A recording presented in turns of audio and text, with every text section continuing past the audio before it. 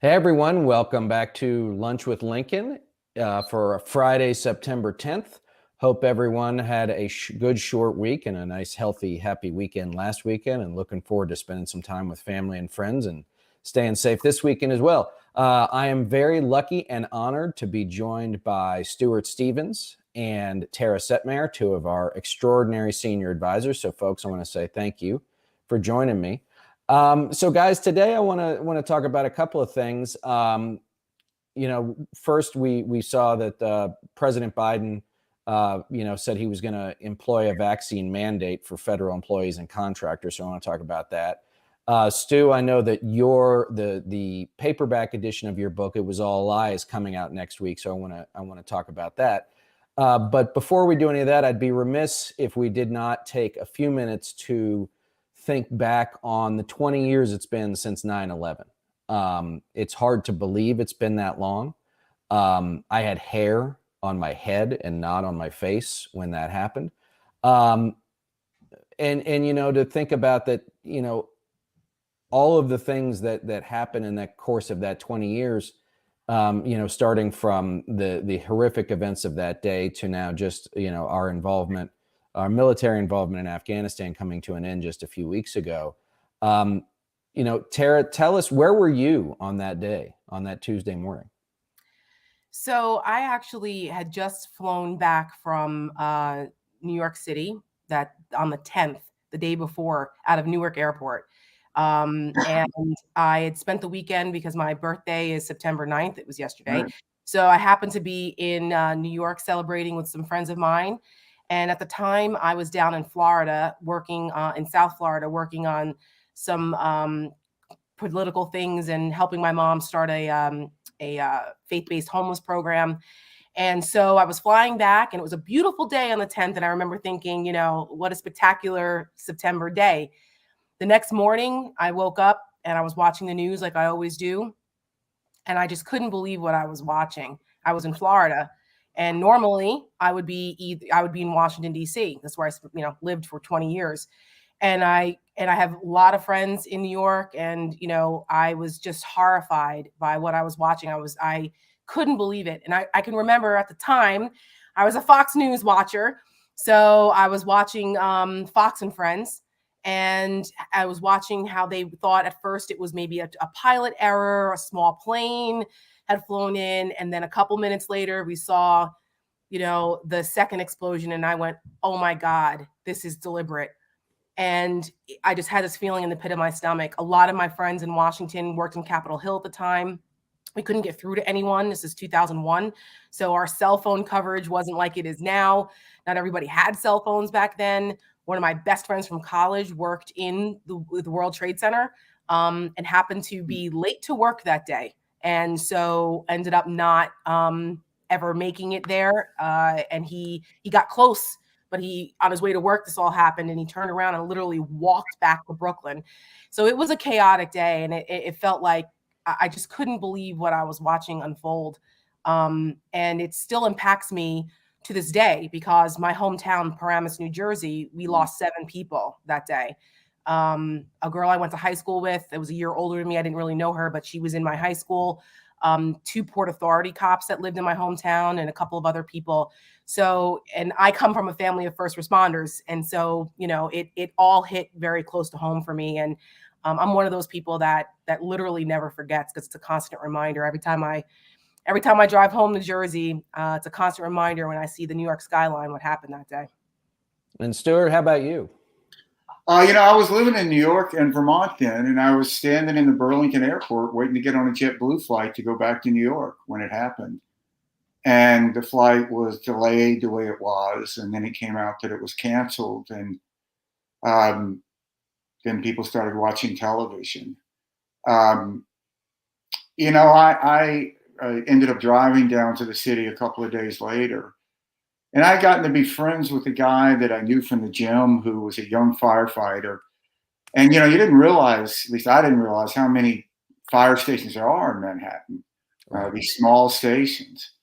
And I ran into him maybe a month later and asked him how he was doing. And he said, all I do is go to funerals.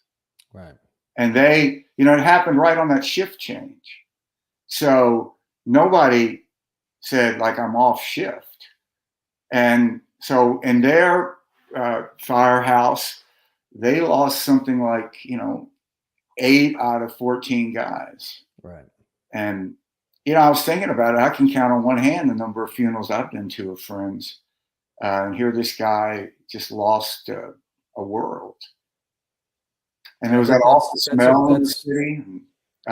Yeah, he lost a world. We lost a world. I think that's a Yeah. really, you know, poignant way to put it. I think you put a point on it. As we like to say, folks, when Stuart talks, like when the rest of us talk, we use words. When Stuart talks, he uses poetry. Okay.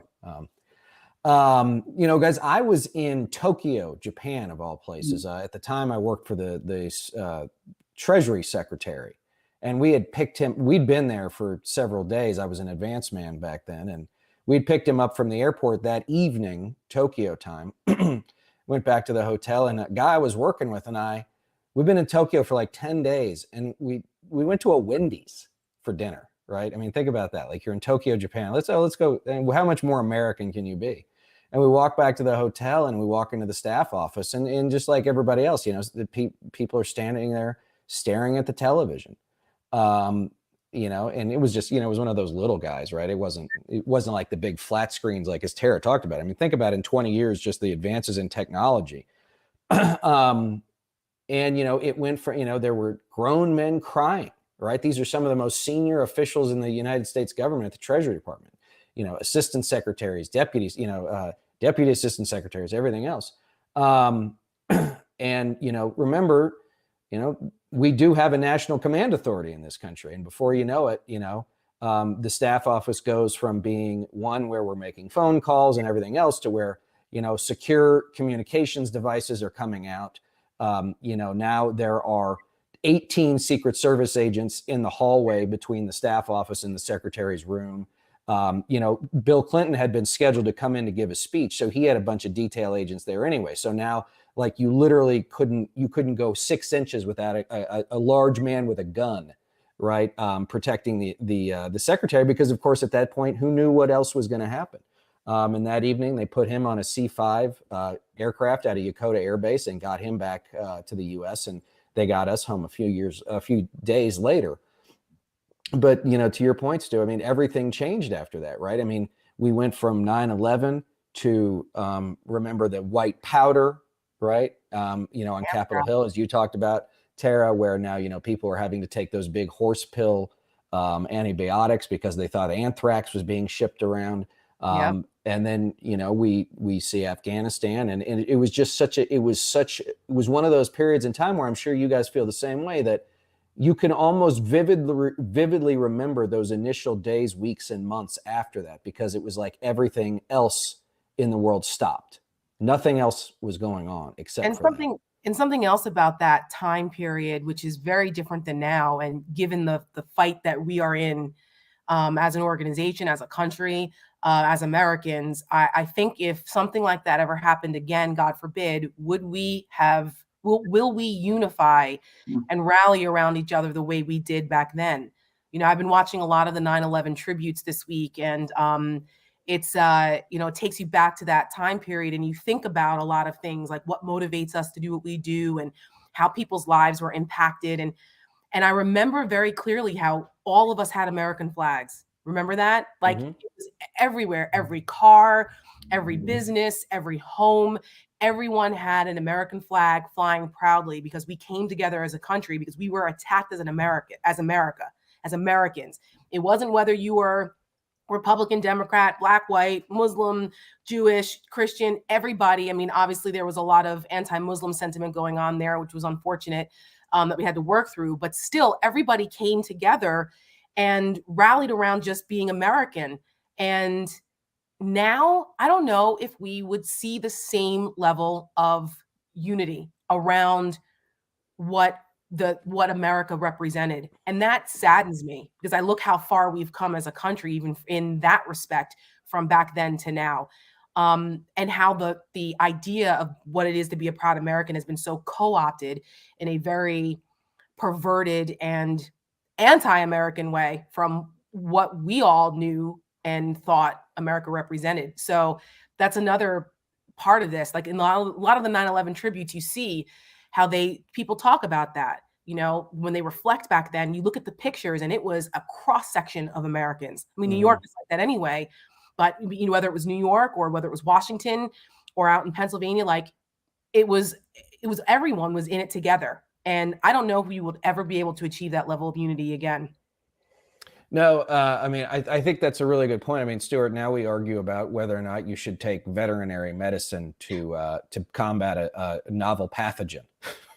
We spin it. Oh, we lost Stuart. All right, well, we'll keep going. But you're right about that, Reed, right? Could you What's imagine that? if someone had asked you on 9/12 of 2001, 20 years from now, would we be arguing over whether it's prudent to take horse dewormer to combat a novel coronavirus, or whether it was prudent to wear a mask to protect yourself from an airborne pathogen that could kill you and your children? People would be like, what? No way. Like no one could imagine that. Or if you would have asked someone, could you imagine a group of Americans storming the Capitol at the behest of a president who was basically a traitor to this country? People would think you were crazy. Or if you would have asked them if Rudy Giuliani would be who he is today, back then when he was America's mayor, I think no one would have predicted we would end up where we are now. No, that's a really good point. And so, I mean, Stuart, you and I both worked on the for President Bush, then Governor Bush in 2000.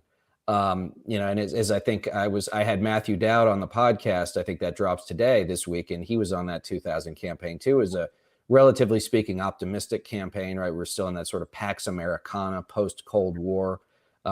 George Bush was, remember his first big thing as his first big policy thing as a president was an education agenda that he worked on with Ted Kennedy. I mean, think if we're going to talk about how long ago that was.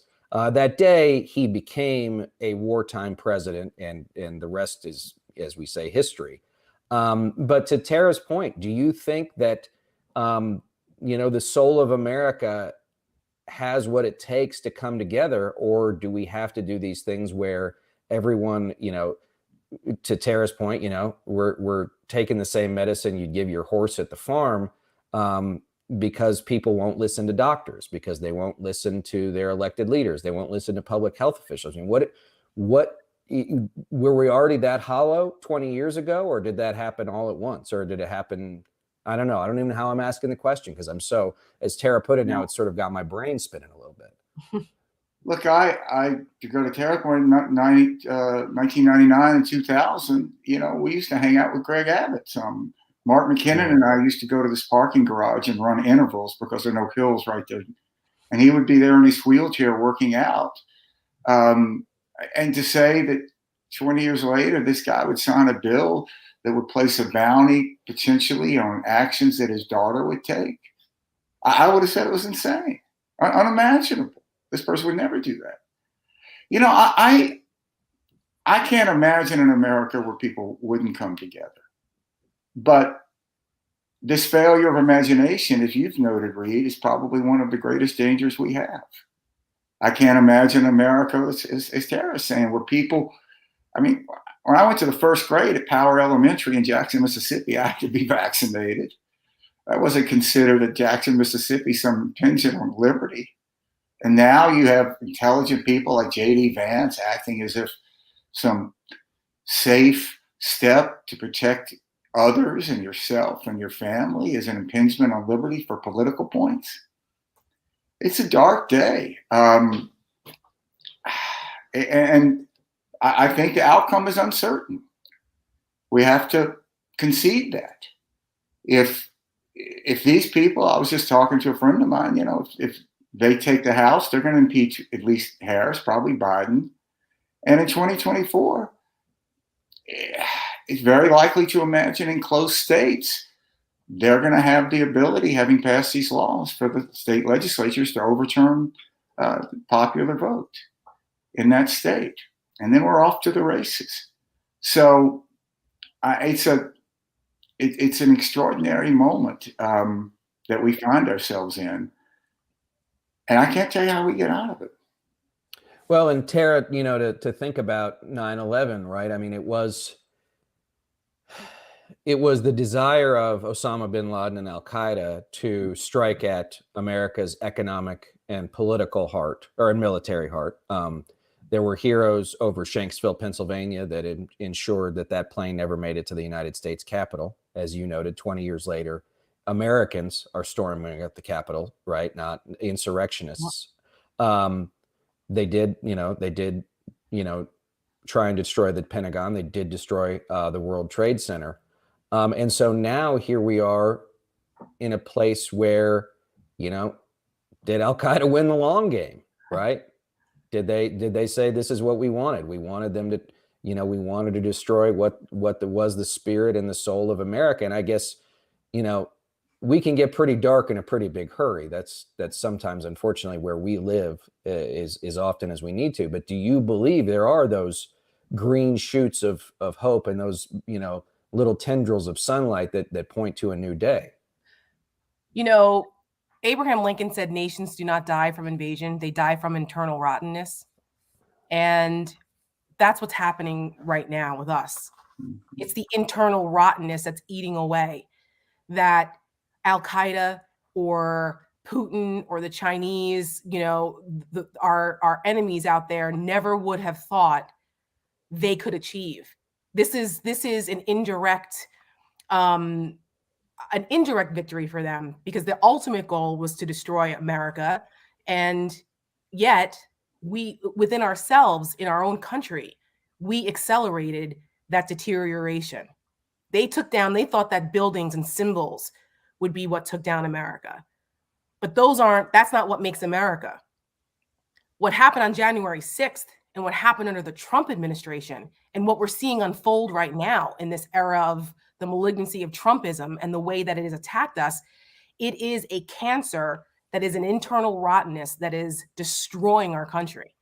So there has to be, there's nothing I think that any outside force could do that would be any worse than what we're doing to ourselves. And our founding fathers, all the way back to the beginning, to Lincoln, to others, they recognize that it's not going to be a foreign invading force or any kind of foreign adversary that takes us out. It will be ourselves. And that's what we're looking at right now. We are staring down that barrel, which is why every single day, what we do here as Americans matters. Because 2022, to Stuart's point, these Republicans are out of their freaking minds. They are actually going to contest every single close election. Get ready for it, folks, because we're seeing it happen already. They're laying the foundation to literally question one of the most integral institutions that makes our country and our democracy succeed. They're already doing it. We couldn't imagine 20 years ago after the recount.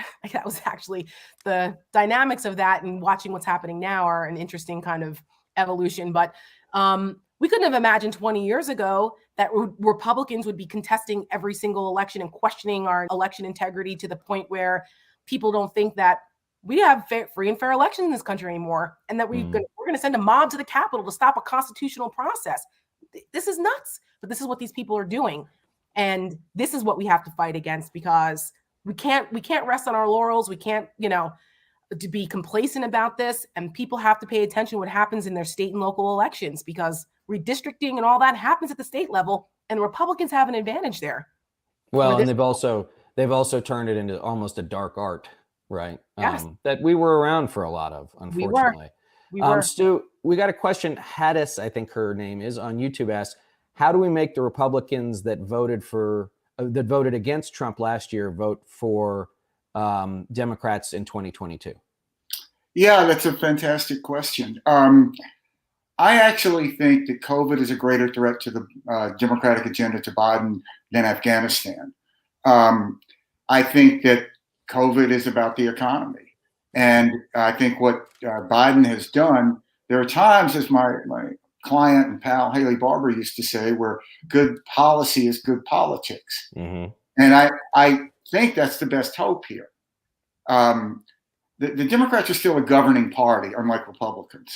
And one of the purposes of the Lincoln Project is we can go out and say things, speak the truth, like Tara just did about the Republicans, that really it's not in the best interest of Joe Biden to do that. He has to moderate that because he does have to work with these people to govern. So we can help turn this election into a referendum on democracy. And that's what 2022 has to be for the Democrats to win. You know, there's only 3 times in the last 125 years that a party in power gained seats in the off-year election. The last was 2002. And I and Rick Wilson, we are heavily involved in those races. Yeah, me We too. made it not about national foreign policy. We made it about domestic security. And what the Democrats have to do. Moms. Remember that? Security moms and Exactly. soccer moms, security moms. I remember the midterms in 2002. Yeah. You know, and I can remember sitting in those rooms and we'd look around at ourselves and we say, well, is this going to work? And we go, we don't know, but it's our best shot. And we're able to stick to a message and deliver it. And that's what Democrats have to do. They have to make it the patriotic thing to vote to defend America, to defend the legacy that we've been given. And I can't tell you they're going to do it, but I think that it's the best chance that they have to have. They can't get nickeled and dimed on fighting out these cultural things. They got to make it about something big, and hope that the economy is going well. And it's hard to do, but they can win. But I mean, Tara, this is a place, to Stuart's point, where policy and politics can come together, right? Which is the move that the president made on the mandating of vaccines for federal employees and contractors, and there's a lot of federal contractors, right? Millions of them, is a big deal. You know, they were like, oh, well, some people might quit. Well, you know, it's one thing to say, I really don't like that. It's another thing to say, you know what? I've got this really good job in Herndon, Virginia, pays well, you know, lots of vacation, good benefits. Screw it. You know what? I'll go look for another job. It's insane because, you know, everyone knows that when you have a government job or a government contract, you're set because a lot of those, you know, contracts are long-term. They're very lucrative. You'd be stupid to walk away from that. And for what? For what? So you could own the libs? It's asinine. So it's, you know, I'm glad that Biden finally came out with a strong position on this because I'm sick and tired of coddling these anti-vaxxer jerk-offs. Like, enough now. You guys why are we coddling you people? You're ruining what's happening, you know, the rest of our lives, putting us all at risk, putting our kids at risk, for what?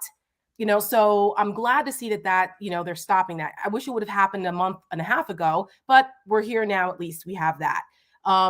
The other thing too is that, you know, you've got to hit people where it hurts them, and it hurts them in their pockets. So if you threaten their livelihood with, you want to be selfish and stupid and not you know, get a vaccine to protect not only you, but everyone else around you, then you're going to be, life is going to be a lot more difficult for you, which it should be. I mean, I always, as a conservative, you know, I'm just because I'm not a Republican anymore, doesn't mean that my conservativeness has gone away. Classic conservatism, not this nonsense now. I always worry about the government mandating things on people. You know, I get a little hesitant about that. But then when you look at the situation, conservatism is about being prudent and you know, being prudent about in your community and other things that's part of it. And it's prudent to take something to participate in society that is a good public health issue. To Stuart's point, we had no problems when we were, you know, when you were sending your kids to school and your kid had to get a vaccine. I'm a little younger than Stu. I still had to get a vaccine when I went to college, when I went to school 40 years ago. You know, it's ridiculous. Lots of men out there take a blue pill that they don't know what's in it to help them out, but these same guys are worrying about what's in a freaking vaccine. Yeah, well, maybe we need to describe what the consequences are if they don't, and they'll change their minds. I don't know. Look, and this is something. You know, this vaccine thing, Stu and I were talking about this morning, this weird vaccine stuff there's always been a bit of it.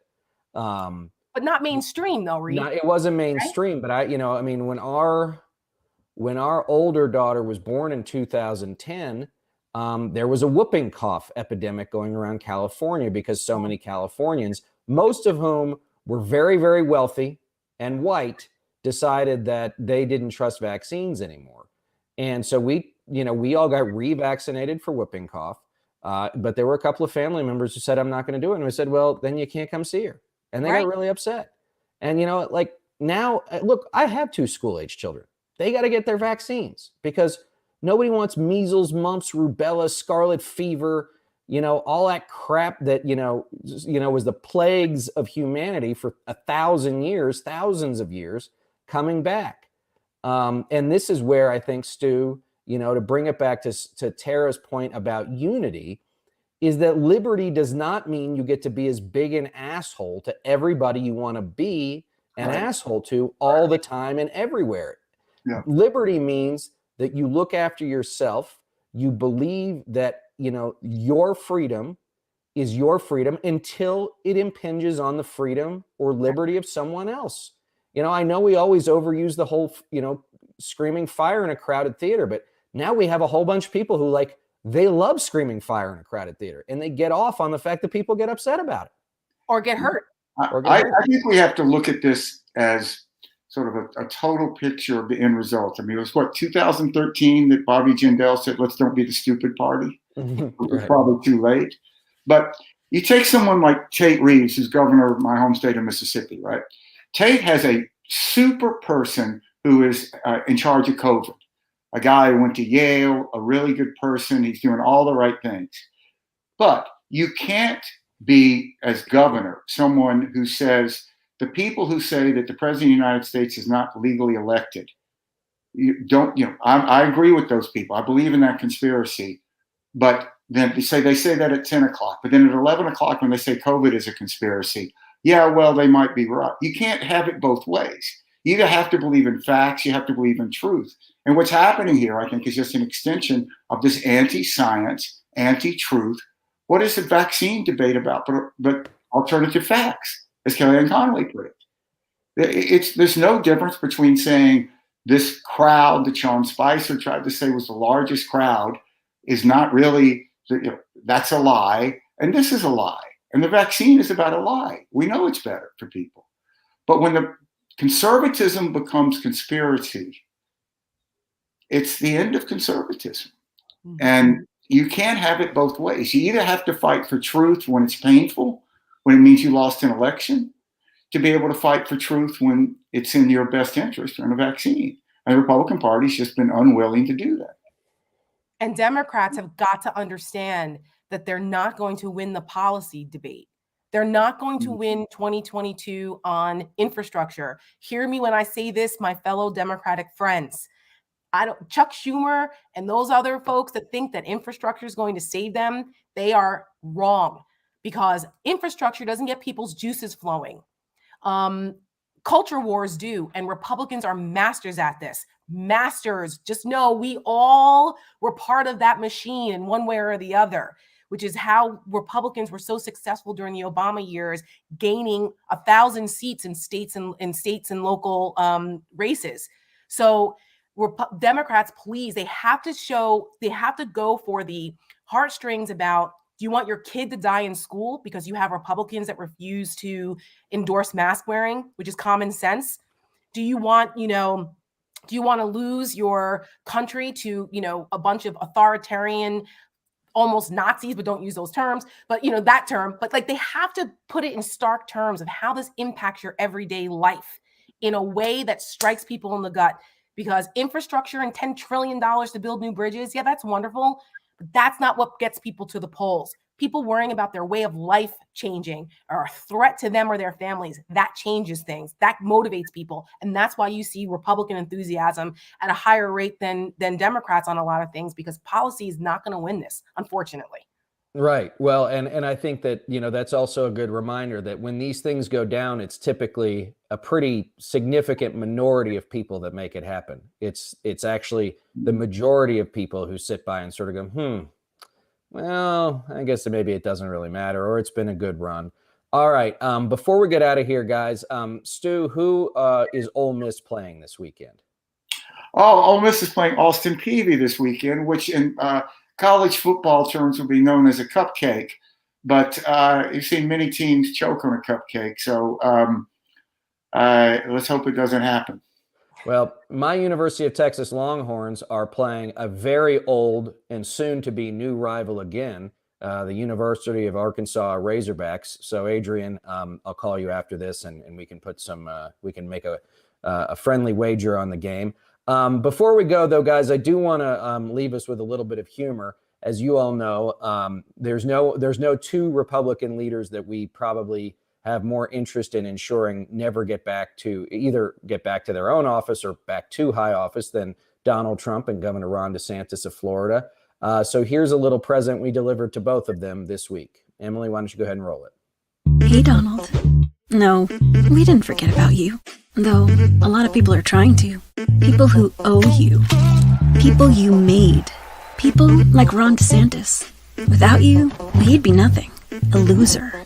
But now he's the next big thing. He's making it his Republican Party. Everyone says he's better than you. Bigger than you. Smarter than you. Thinner than you. Don't take our word for it. Just watch Fox. He's on all the time. All the time. You, not so much. Rupert Murdoch and Fox picked DeSantis over you for 2024. Sad. Ron is running for president, and with Fox's help, he'll beat you. DeSantis doesn't need you. He even came to New Jersey, just down the road from Bedminster, and didn't pay his respects. And there's nothing you can do about it. The Lincoln Project is responsible for the content of this advertising. Well, on that note, our very own Florida man, Rick Wilson, says that he's hearing from within DeSantis world that their hair is on fire about that. But we will always cause trouble for those that deserve it the most. Tara, Stuart, I want to say thank you for joining me today. Everybody who's watching, thanks for joining us today. I hope that tomorrow morning you can take a few moments to think about all of those that we lost that day. To Tara's point, the unity and the heroism we saw, as President Bush said that day, we saw the worst of humanity, but we saw the best of America. I think we all agree that is bare knuckle and maybe sometimes brass knuckle politics as we play. We do believe that the best of America is both out there and yet to come, and that we hope you'll stay with us in this fight. Other than that, Stu, Tara, thanks, and everybody, have a good weekend. And go New York Giants. It's football season.